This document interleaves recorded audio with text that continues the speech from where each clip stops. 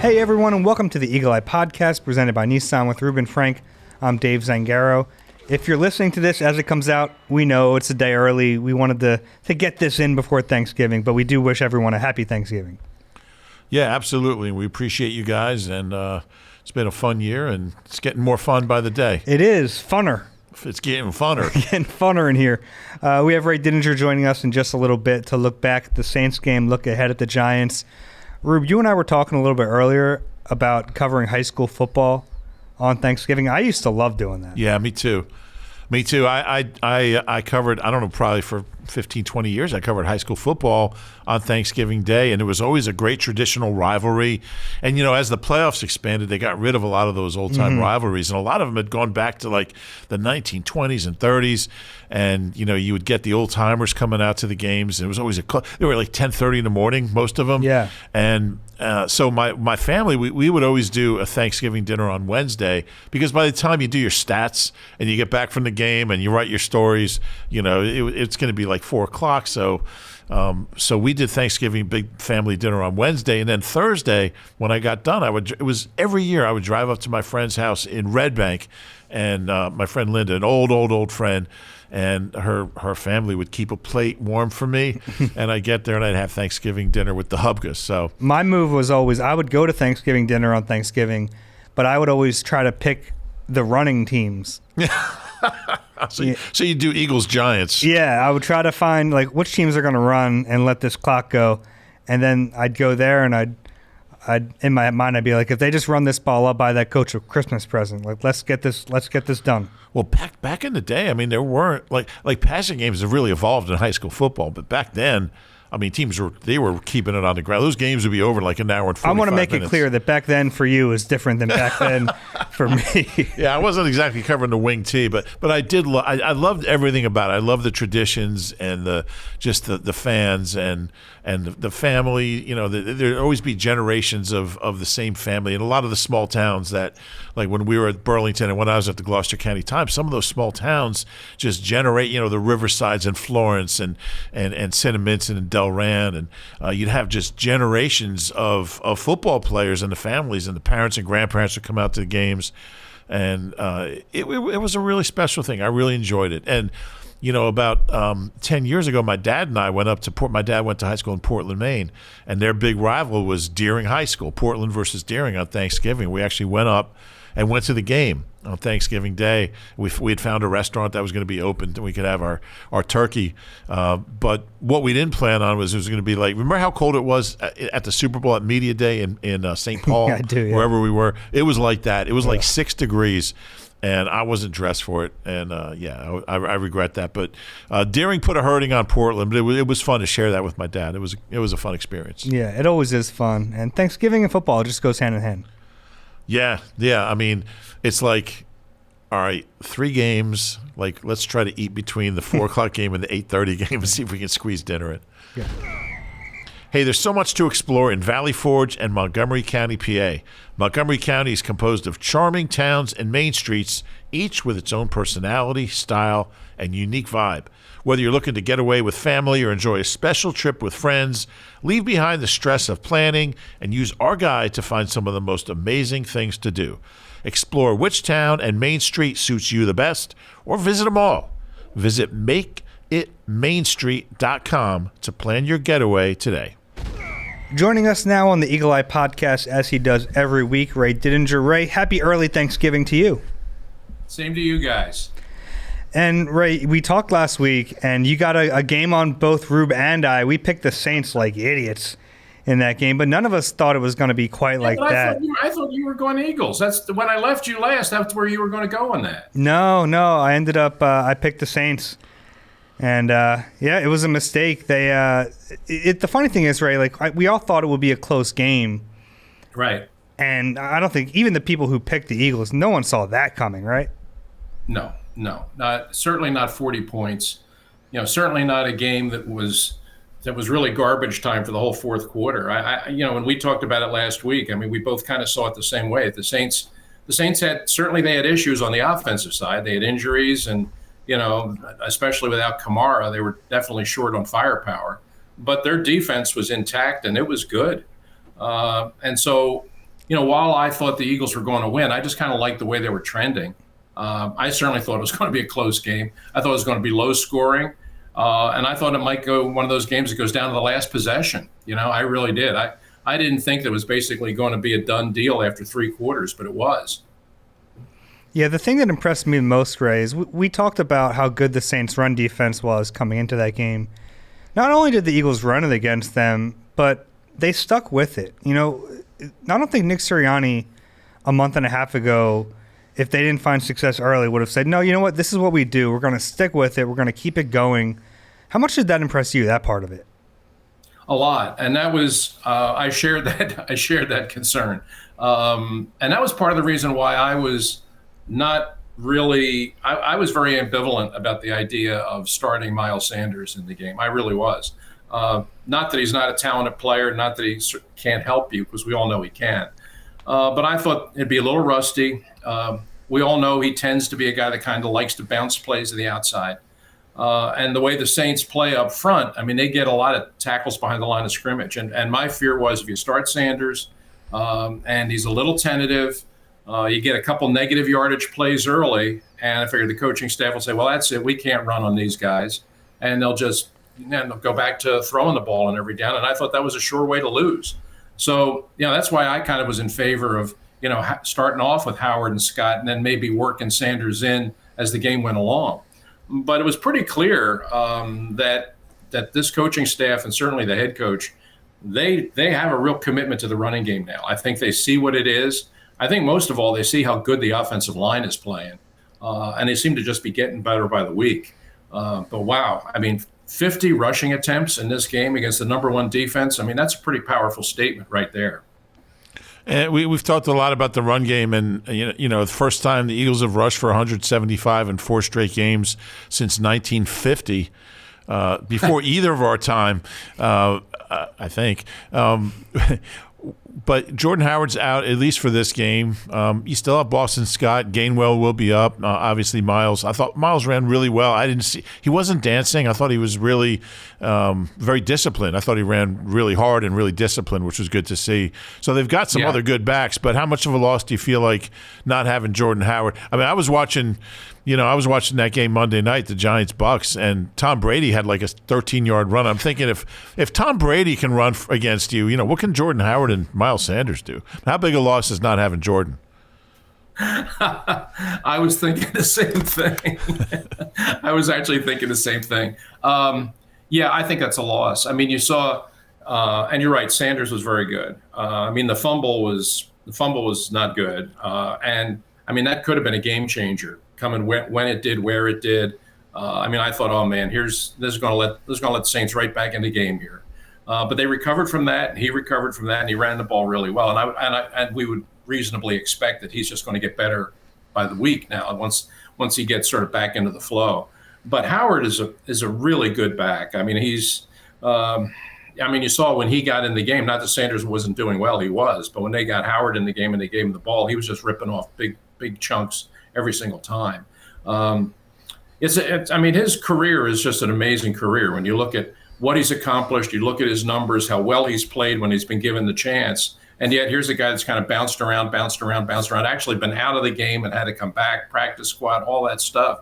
You talk about a guy who's been underrated right from the time he came out of college. He has been. But I like him. I like the way he runs the ball. And I think they're a better team when he's on the field.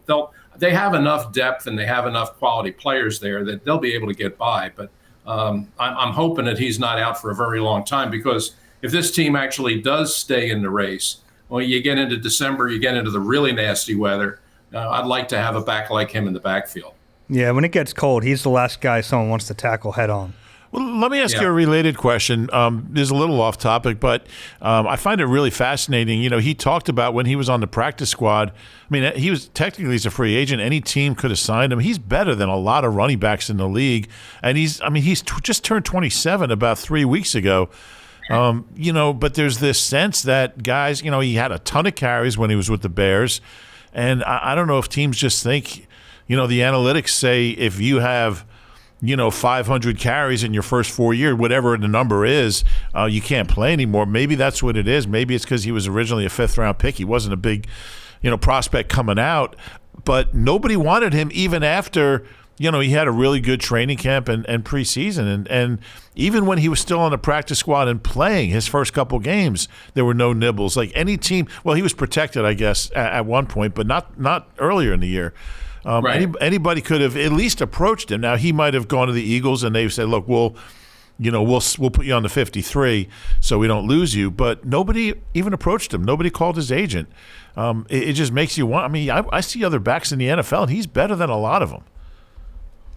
Yeah, I mean, after watching the game last night, I'm not sure I wouldn't take him over Barkley right now. I mean, the way he's running the ball. I just think that, and it seems to happen at that position, and it's kind of been the evolution of the game in the last 10, 15 years now. That it's become that the offensive focus has shifted so much away from the run and over to the pass that if you're a running back, and especially if you're sort of a day 2 or day 3 running back from a draft status, you're just kind of seen as a very disposable kind of part and not valued particularly much. But it doesn't mean a guy like that can't certainly be productive and if finds the right situation.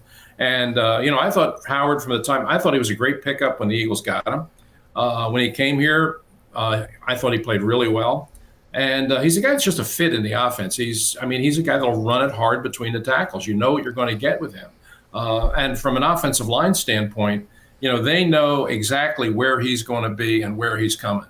They know exactly when they're making their block, they know exactly what kind of a crease they're trying to create because they know the way the play's drawn up is the way he's coming. I mean, he's going to come right there. So if you're an offensive lineman, it really makes your job a lot easier.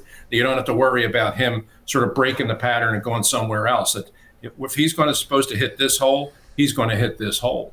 And guys like that have his kind of power, and he does. And I think he's got better acceleration and quicks coming off the ball than people expect. He's productive, and given the opportunity, he's going to continue to produce. And you look at this backfield combination of God. I mean, we've all seen the Eagles work successfully with the old three-headed monster. I mean, you go back there and you look at the Buckholder, Westbrook, Deuce Staley combination. It's a challenge for the coaches, I suppose, because they have to figure out how you match the right guy with the right situation and make sure everybody stays in the flow. And, sometimes I guess that could be a challenge during the game. But I'd rather have more good backs than not. And I think the Eagles right now have some good ones. And I hope, like I said, I know he's probably not going to play this week, but I hope he's not out for very long. Yeah, the fun thing is, Ray, with this offensive line, you feel like anyone they put out there can at least have some success. Michael Haddix for 26 yards. You feel like that. I mean, the holes these guys are opening, it's been a lot of fun to watch. And Reuben and I talked about this after the game. You don't think about run blocking as being fun to watch. These guys are fun to watch. I mean, all of them have been playing really well the last month. Yeah, they have. They really have. Mailata, I think, is healthier now. I think after he had the knee injury, I think for a couple of weeks he was not quite himself, and then they moved him over to the right, and he came back to the left. And he gave up some pressures and he gave up some plays for a couple of weeks there that were unlike him. But he looks like he's back on top form now. Dickerson is just getting better all the time. I think that you consider that he really didn't have much of a spring camp, in fact, none really, not much of a training camp either. Didn't really start practicing until the start of the season, and then in week 2 he's on the field.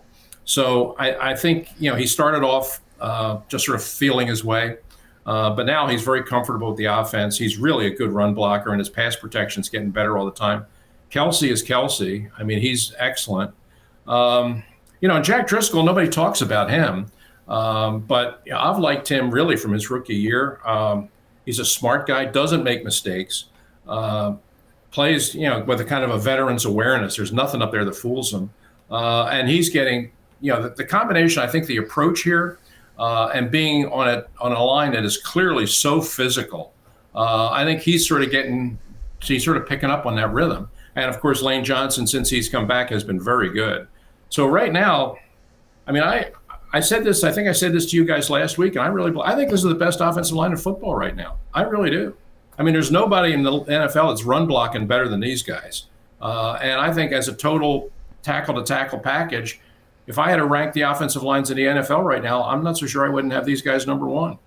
How big a factor is it? And this is 5 games in a row now that the same 5 guys have lined up, and it had been since the first month and a half of the 2019 season that the Eagles could say that. They've had so many injuries and changes, and it's been, I think it was 23 different lines in 27 weeks.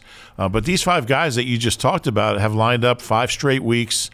For the most part, every snap. I think Dickerson missed a dozen snaps a couple weeks ago, but how big do you think that is, that they've had a chance to play together and finally grow together, and just each guy is learning the guy next to him and having that stability and cohesiveness? I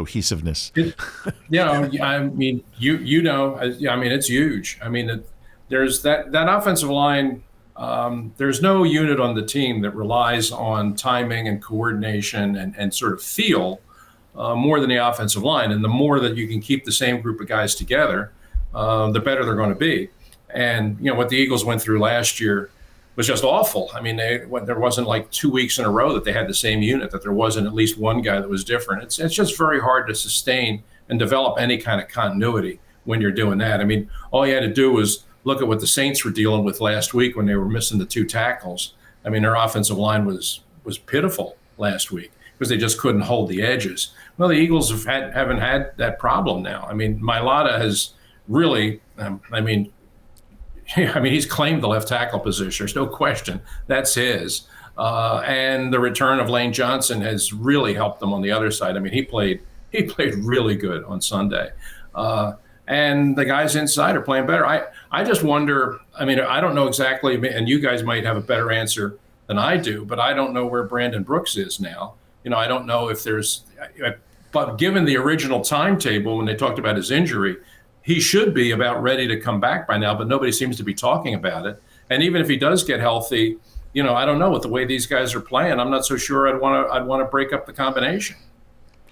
Yeah, I mean, I guess the one thing you do have there is that he has played between Kelsey and Lane for so long that it's not like they couldn't figure out how to play together again. But, yeah, we haven't gotten any indication. It doesn't seem like he's close necessarily. No, I asked Nick about him a couple weeks ago. He said, I'll have something for you on Wednesday on Brandon. Remember that? It was like 2 weeks ago. Yeah, he meant the first Wednesday in December. So on Wednesday I asked, I said, well, do you have anything on Brandon? He said, no.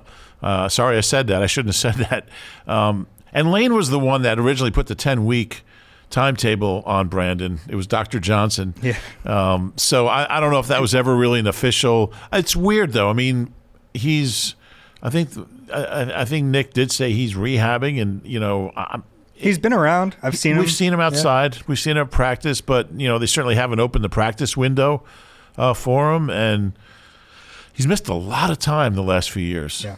And it's an interesting question. I mean, Seumalo would be a very interesting one at left guard. Now, he's out for the year.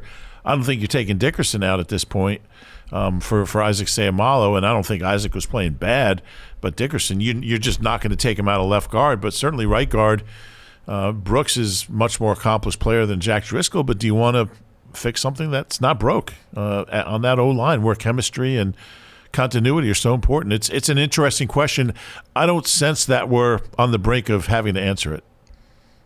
Yeah, I don't think so either. And the fact that nobody's even mentioning Brooks's name suggests to me that I'm not sure that they're even thinking about him coming back. It'd be great to have him, but there just doesn't seem to be this thing doesn't seem to be moving in that direction. But I mean, it's a shame you don't have him because he is a really good player. But I mean, Driscoll has played very well, and I thought even last year as a rookie, he got thrown in at right tackle for Lane Johnson in the opener with like 15 minutes notice. And on a day when a whole lot of things didn't go well for the Eagles down in Washington, I actually thought he played pretty good. I mean, when I went back and looked at the tape, I thought, wow, that's for a rookie, first game, getting thrown in at the last minute. I thought and on a day when a lot of other things went wrong, I thought he did a really good job. And every chance, and they moved him around. They put him in a couple different spots, but everywhere they put him, I thought he was pretty good. And now that he's kind of been established as the right guard, again, you see him, much like Dickerson, just getting better by the week. I really think they got a good thing going up there on that offensive line. And I mean, it's a nice thing to be able to lean on, especially when you get to this time of the year. As we said, the weather's going to be getting colder. You're going to have some days that are going to be pretty nasty. You want to be strong across that offensive line, and right now the Eagles are. Ray, before we look ahead to the Giants game, I did want to ask you about the Eagles' defense and Jonathan Gannon's unit. On the scoreboard, 29 points, but a few short drives, and they scored points of their own with Darius Slay. How impressed have you been with what Gannon's been able to do and what this defense has been able to do recently? Well, certainly an improvement, and I think a lot of it just has to do with him adjusting, and to me that's really kind of been the story of the season is the coaching staff, Sirianni's adjustment of getting away from that offensive concept they had at the beginning of the year, which to me made no sense, and getting into what they are now, which is a predominantly power running game, which certainly works. Big adjustment on his part, and good for him. I mean, because it's working.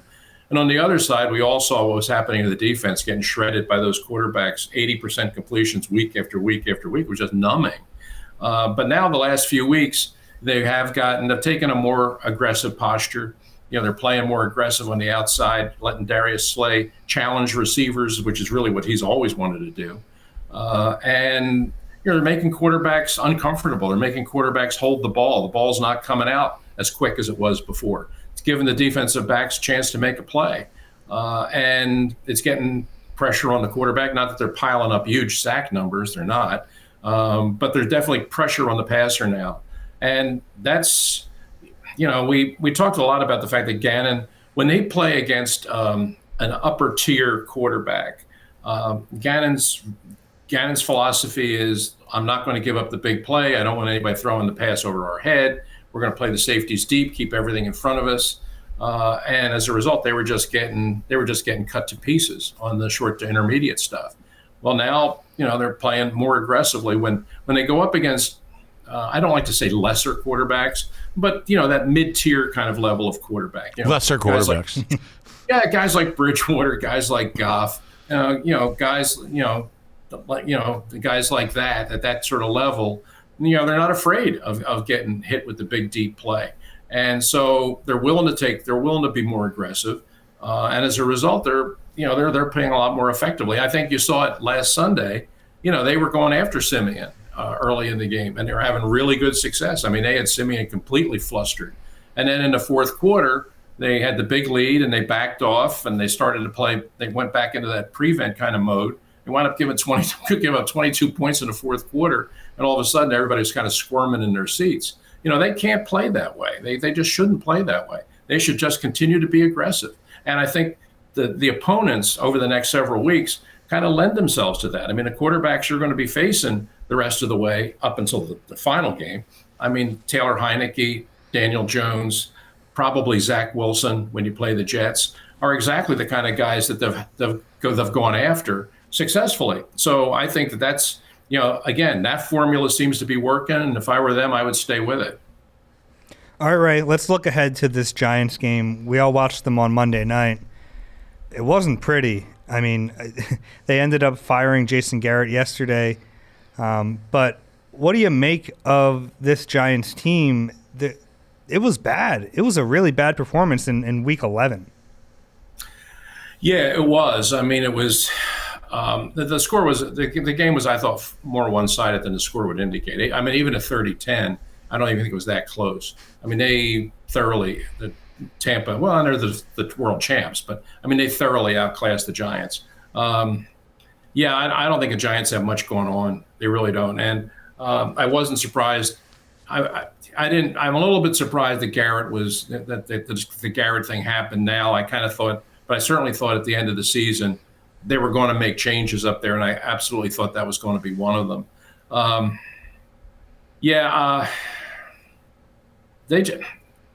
think a lot of this. I put a lot of this on the general manager. I really do. I put a lot of this on Dave Gettleman because he's, I mean, Joe Judge is only in his second year. Gettleman's in year 5.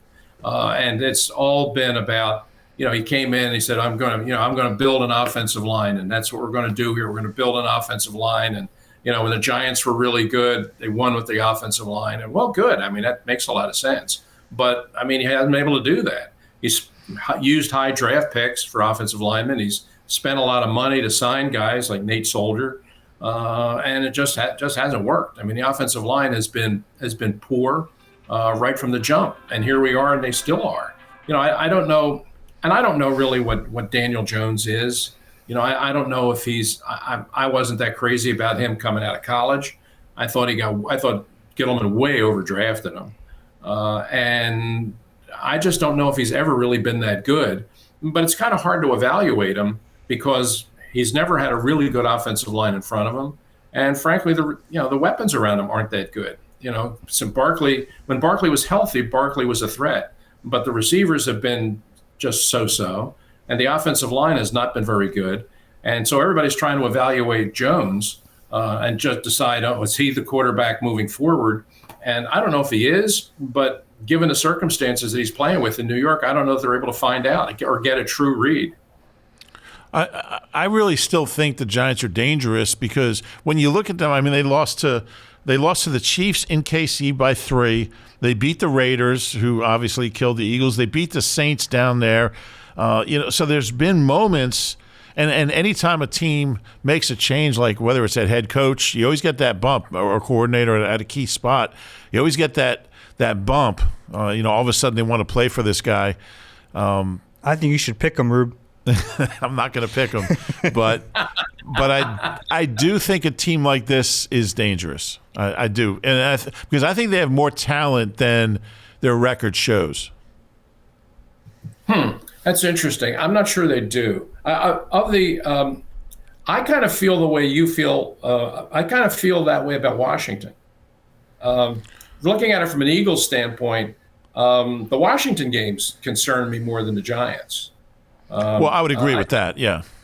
Yeah, I think if you're looking at games that I think you could lose here, I think you're more likely to lose to Washington than you are to the Giants. I just don't like anything I see about them. I really don't. They do have some players. Even some of the guys that were playing better last year in year one under Judge seem to have regressed. I just didn't. They just looked to me in the fourth quarter of that game to be a dispirited team. And Jones looks confused. And I mean that pass the interception he threw to the defense of McClendon, the defensive lineman, was like, oh my God. I mean that would have been a bad pass in his rookie year, but to still be throwing that pass now is that's really troubling. I was blown away every time they showed Daniel Jones and Jason Garrett on the bench. They weren't talking to each other. They were just sitting there. I've never seen that. Like he's like, well, I got nothing for you. Like I'm out of ideas, and that's when you kind of knew he was gone. He just wasn't even trying. Yeah, Judge made a statement last week that when I read it, I thought, wow, that doesn't sound good. He didn't exactly place the finger on Garrett, but he kind of pointed it. he didn't actually do this, but he sort of steered you in that direction, saying that, I think we have good players on offense. I'm just not sure we're putting them in a position to succeed, or some things to that effect that were more directed at the guy calling the plays than they were the players. So that's why when I heard what went down, it sort of suggested to me, okay, we were kind of moving in that direction. I just didn't know how fast. It was funny. I was watching the Manning cast for this game, and after Jones' second interception, Eli went, oh, geez. And when Eli's going, oh, geez, about interceptions, it's not very good because that guy threw a lot. Yeah, and it's not like he's a former Giant. I mean, he still has a job there. I mean, he has an office and draws a Giant paycheck. So I was kind of curious to see how he was going to handle the situation last night, because I mean, if he were just a former Giant and quarterback, that would have been, you would have figured he had an emotional investment in the game last night. But the fact that he's still a Giant employee, I was really kind of curious to see his take on this. And I know John Mara, the owner up there, at the beginning of this year, sounded very frustrated when he did his sort of state of the team thing at the beginning of training camp. I mean, he spoke well of Judge. He kind of liked Judge. They liked him as a hire, and he felt like this was going to be this was going to be our coach moving forward. But he made it very clear that beyond that, nobody was safe, particularly the general manager. And he has to be really unhappy right now because you got the same kind of NFC East this year with, teams tripping over each other. And here are the Giants in last place yet again. And every year, their season is over by the second week of November. They seem to start every year 2-7. And so whatever they do in December really kind of doesn't matter. And that's been Giants football for a long time, and I think the owner's getting pretty sick of it. One playoff appearance in 10 years and no playoff wins since the Super Bowl, their last Super Bowl in 11, which is crazy to think of. Yeah, it really is. So, Ray, I guess it's safe to say you're leaning Eagles? Giants 33-10. Ray told me Ray told me to give you his pick. It's 33-10 Giants. I'm going to try to convince everyone on our panel to go Giants in this game. I don't think it's going to work. I don't have the numbers in front of me, but I think we're all tied now, right? The three of us? No, me and you are tied. Rube's giving me a look. He's a game behind us. Oh, okay. I thought we had all. Ray all knows. He's just Ray knows the standings. He's just playing. Well, it is funny because I've been looking around, reading all the stuff that's being written both in Washington and in New York, and of course in Philadelphia about this. And it's so funny because everybody's taking the same take. The people in Washington are writing about, we're still in this because we have all these easy games coming up. And then in New York, they're saying, well, we're still in it because everybody's looking at everybody else as the tomato can. Everybody's looking at everybody else as, well, that team's easy. Well, somebody's got to win these games. And right now, they're in much question that the Eagles are playing the best of that whole bunch. So I don't know. Do you think they're capable of winning all 5 of these games? I don't. I mean, I think they're the better team. I don't think they're going to sweep Washington. I think they'll be favored in all 5 games. I just don't know. That would be 6 wins in a row. I just don't know if this team, even though they're playing better, I just don't know if this team's capable of running 6 in a row. Yeah, I don't know. But I didn't think they were capable of winning a tight game against New Orleans, and they didn't even worry about it being a tight game. They just blew them out. So I don't think they're going to sweep Washington. That might be right. They always have a hard time with them anyway. But that's what I think too. I think they'll beat the Giants twice, and I think they'll beat the Jets. But I don't see them beating Washington twice because I think Washington's pretty good. Yeah. But if they just do what we just said, they're probably in the playoffs. Right. Yeah. Ray, what's your favorite Thanksgiving side dish? My favorite Thanksgiving side dish. Oh, the stuff is stuffing considered a side dish? Yeah, absolutely. That counts. That's Rube's too. That's it for me. All right. At a typical Thanksgiving dinner, I will eat more stuffing than turkey. I just love it. What about, you have a favorite Thanksgiving football memory? Covering a game, watching a game? Anything jump out at you? Yeah, sure. The Leon Lett game. Yeah. The Leon Lett game. I was down there, Miami down there playing Dallas in the old Texas Stadium the day that it snowed and sleet and it all came through the roof. And Leon Lett touched the ball and allowed the Miami to recover and kick the winning field goal at the end. And that's the one I remember. I remember Keith Byers had a long touchdown run. Keith Byers had a 77-yard touchdown run in that game, and I think his second longest career touchdown run was 2 yards. Well, that was a fun day right up until my cab ride when my cab driver lost control of his vehicle and we spun off the interstate on our way to the airport Marriott. And he still wanted to get paid. Yes, as I was climbing out the window and preparing to walk the remaining mile to the airport Marriott, he reminded me that I owed him $14. Did he get the $14, Ray? I am such a chump that I actually gave him the money, but I didn't tip him. That's fair. Well, happy Thanksgiving, Ray. I drew the line at a tip, Dave. That's fair. Happy Thanksgiving, and we'll talk to you next week. All right. See you next week, fellas. Bye-bye. Thanks, Ray. Bye. Score big with the AAA Eagles MVP membership. Along with the superb roadside assistance and discounts you've come to expect from AAA, get exclusive Eagles-related perks. For all the details, visit AAA.com/Eagles. Hey, it's the Nissan year-end sales event with last chance offers you'll want to hang on to.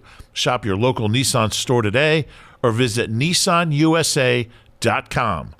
Better hang on to these deals before they slip away. Every time Ray tells that story, it still gets me. I know, and we shifted hotels in Dallas. Like we used to stay at that Dallas Airport North every year. Then they built another one by the airport that's nicer. But every time I go up, I think it's the 110 that goes up from the stadium up into that part of Dallas. I guess it's Grapevine. I think it's hotels in Grapevine. Every time we go past that spot, I just think of that story and it just cracks me up. And I remember Ray, every year the story get better, like at first, like the cab went off the road and by the third year it overturned but it's the jaws of life are getting Ray out. No, it was actually Jaws was actually Jaws was getting Ray out. It's a great story good. Though. It is a good story. We only have a few minutes here, so we wanted to ping pong back and forth. Some things Eagles fans should be thankful for as they sit here with a chance to make a playoff run. So you go first, Rube. Things Eagles fans should be thankful for, and this is not a popular opinion, but I'm going to say it. They should be thankful that Jeff Lurie is this team's owner because this guy has provided every imaginable resource in terms of practice facility, stadium, free agents, budget, staff, facilities, and he does. Is he perfect? No, but he does everything he can possibly do to support his scouts and his coaches and all the employees who work for this team. And as long as he's the owner, they're going to be competitive. And there haven't been a lot of really, really bad years. And he bought the team in '94, so I really believe that he's a very, very good owner. Not perfect, but I'll tell you what, Eagles fans should be thankful they have him. Yeah, that's a good one. And we don't really think about him too often unless it's the run pass disparity and what he's thinking. Or if we're making jokes about Chili's. Yeah. I'll go with the organizational philosophy to build on the offensive line and Jeff Stoutland. Because what he's been able to do this year and retaining Stoutland through 3 coaches now, it's made a world of difference. And it's think about where this team would be without him. It's nowhere near where they are right now. And they found their identity offensively by running the football. If they don't have an offensive line coach like that would get the backups ready to play and keep this thing rolling, I don't know if they do that. No, that's a good one, and it goes back to Big Red. I mean, and you know what? I'll do that. I'll say Eagles fans should be thankful for Andy Reid because, this current since 2000, this team has been one of the best teams in the league. Now, there's been bad years in there, but every team has that other than the Patriots. And the Eagles have been as good over the long haul as anybody since Andy Reid. Andy Reid came in, and that team they were in shambles. I mean, and, Lurie had just bought the team a couple years earlier. They hadn't had back-to-back. Like, they made the playoffs in in 92 they won a playoff game. They made the playoffs in 95. They won a playoff game. But there'd been no sustained success. And Andy Reid established he set the bar for this franchise.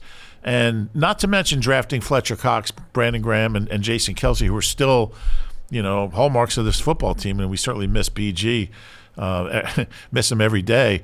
But saw him before the game, by the way. Oh, did you? Yeah, he was walking around the field. Yeah, I'm sure he had a big smile on his face. Oh, of course he did. But yeah, I think that the whole resurgence of the franchise dates back to when Andy became the head coach in '99 and really set the tone for everything that's come the last 20 years, including the Super Bowl. He had a big hand in. I mean, he brought Doug Peterson to the franchise initially, so that's certainly a big part of it too. And deserves a lot of credit for his role in where the franchise is now. Yeah. Last thing for me, Giants, Jets, Washington, Giants, Washington. You don't have to get on an airplane. I'm thankful for that, but Eagles fans should be thankful that there's 5 games right now that are very winnable. We talked with Ray. We don't know if they'll win all 5, but they're alive right now, and it's going to be fun. It's going to be a fun month of December. Yeah, and the 538 has them at 38%, I believe, chance to make the playoffs. And I guess you got to be thankful for the NFL for making another playoff spot. Yeah, because they would have no shot if very, very, very small shot. How about the division? I mean, Dallas is kind of not looking real good. It'd be tough. I mean, they have to beat them obviously the last day of the season, make up some ground. But you gain a game like last weekend. They lose, you win. I mean, that happens a couple more times. Dallas is 7-3. They have the Raiders, Saints, Washington. The problem is they have Washington, Giants, Washington, Arizona in week 17, and then unlikely. Unlikely, but unlikely. It's out there. And while we're on the topic, we're thankful for everyone who listens to this podcast. It's always humbling for us to be anywhere, and it's always the podcast listeners that stop us, which is really cool. And we always ask, if you enjoy the podcast, please rate and subscribe wherever you get your pod. And if you're watching on YouTube, please click like and subscribe. I'm laughing at myself about how opportunistic that was. It was, but we really do appreciate it. And we hope everyone has a great holiday. We'll talk to you again after the game on Sunday. For Rube, I'm Dave. Take care.